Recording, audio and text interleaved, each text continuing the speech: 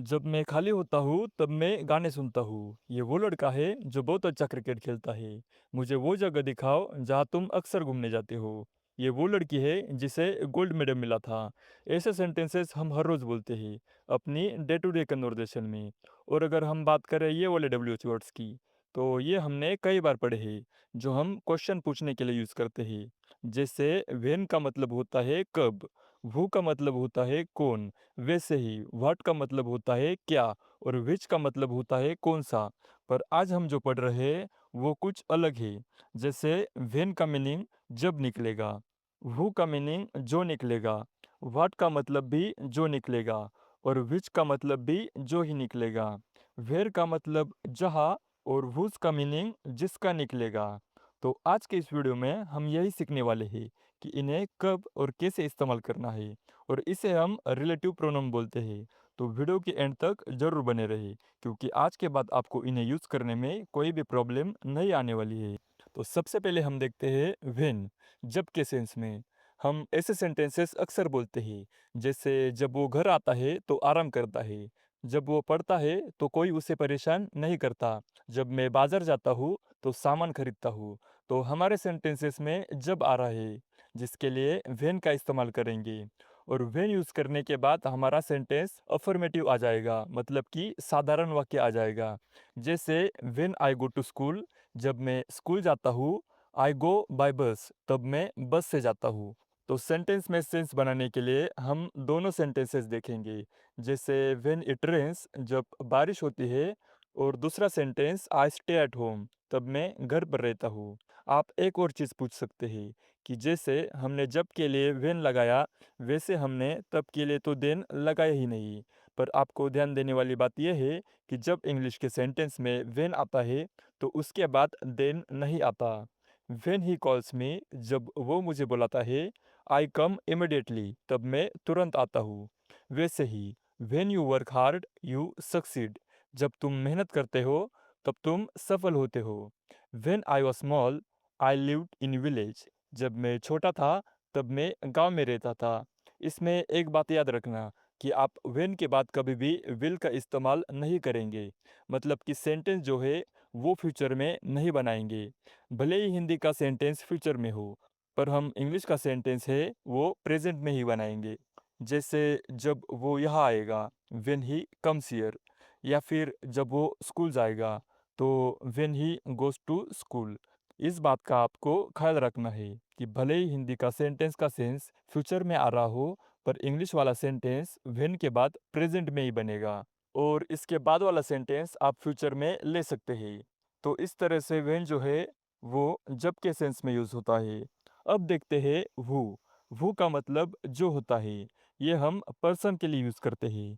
जैसे ये वो लड़की है जो सबकी मदद करती है, तो she is the girl who helps everyone. तो जो के लिए हम हु का इस्तेमाल कर रहे हैं। ही इज़ द टीचर, ये वो शिक्षक है हु टीच अस इंग्लिश, जो हमें अंग्रेजी पढ़ाते हैं। शी इज़ द वुमैन, ये वो महिला है हु कॉल्ड यू यस्टरडे, जिसने तुम्हें कल फ़ोन किया था। जैसे कि हमें बोलना हो, मैं एक आदमी को मिला जो तुम्हारे पिता को जानता है। तो I met a man who knows your father. This is the boy, ये वो लड़का है जिसने खिड़की तोड़ी। Who broke the window. तो हमने देखा कि हु है वो जो के सेंस में यूज़ होता है सेंटेंस में। अब है व्हाट का मीनिंग भी जो निकलता है। पर व्हाट जो है वो थिंग्स के लिए इस्तेमाल होता है, मतलब वस्तुओं के लिए इस्तेमाल होता है। और थॉट के लिए भी व्हाट का इस्तेमाल होता है, मतलब कि विचारों के लिए भी व्हाट का इस्तेमाल होता है। जैसे मैं जानता हूँ तुम्हें क्या चाहिए, तो I know what you want. ये सेंटेंस था किसी वस्तु के लिए, किसी चीज़ के लिए, कि मुझे पता है तुम्हें कौन सी चीज़ चाहिए। अब नेक्स्ट सेंटेंस थॉट के लिए। वो समझती है मैं क्या महसूस करता हूँ।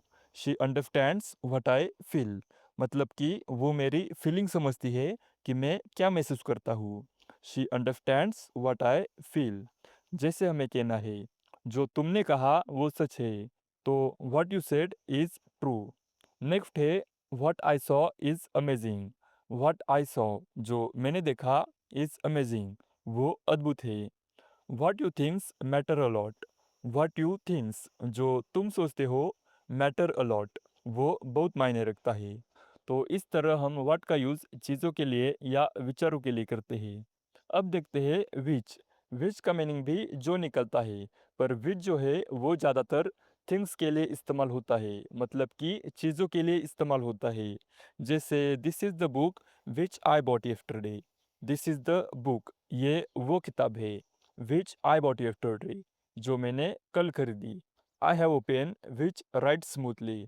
मेरे पास एक ऐसा पेन है जो आसानी से लिखता है। तो इस तरह से विच का मीनिंग जो निकलता है।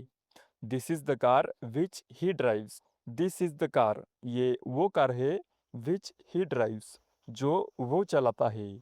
She showed me a dress, उसने मुझे एक ड्रेस दिखाई विच शी लाइक्ड, जो उसे पसंद थी। दिस इज द हाउस, ये वो घर है विच वी बिल्ट, जो हमने बनाया। तो एक बार हम जो समझते हैं कि जो के लिए हम कौन सी सिचुएशन के लिए हम कौन सा वर्ड इस्तेमाल करते हैं। दैट हम लगाते हैं पर्सन या थिंग्स के लिए। विच हम लगाएंगे थिंग्स के लिए। व्हाट हम लगाएंगे थॉट के लिए और थिंग्स के लिए। और वो हम लगाएंगे पर्सन के लिए। अब देखते हैं वेयर। वेयर मतलब जहाँ। This is the house where he lives. This is the house, ये वो घर है वेयर ही लिव्स, जहाँ वो रहता है। शो मी द स्कूल, मुझे वो स्कूल दिखाओ वेयर यू स्टडीड, जहाँ तुमने पढ़ाई की। दिस इज द पार्क, ये वो पार्क है वेयर वी प्ले एवरीडे, जहाँ हम हर दिन खेलते थे। तो इस तरह से वेयर जो है वो जहाँ के सेंस में जगह के लिए इस्तेमाल होता है।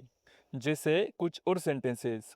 Do you remember the place where we met, क्या तुम्हें वो जगह याद है जहाँ हम मिले थे। Do you remember the place, क्या तुम्हें वो जगह याद है जहाँ हम मिले थे। Where we met.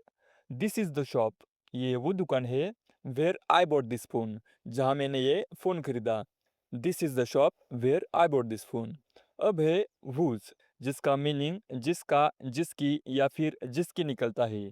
जैसे शी इज़ द गर्ल, ये वो लड़की है whose बैग वॉज लॉस्ट, जिसका बैग खो गया। तो यहाँ whose जो है वो जिसका के सेंस में यूज़ हो रहा है। This is the man whose car was stolen, ये वो आदमी है जिसकी कार चोरी हो गई थी। आई हैव अ फ्रेंड, मेरा एक दोस्त है whose ब्रदर लिव्स अब्रॉड, जिसका भाई विदेश में रहता है। This is the teacher whose class I enjoy, ये वो टीचर है दिस इज़ द टीचर जिसकी क्लास में एंजॉय करता हूँ। whose class I enjoy. तो चलिए इस वीडियो को ये पर एंड करते हैं। तो अगर आपको हमारी वीडियो पसंद आई तो वीडियो को लाइक और चैनल को सब्सक्राइब ज़रूर करें।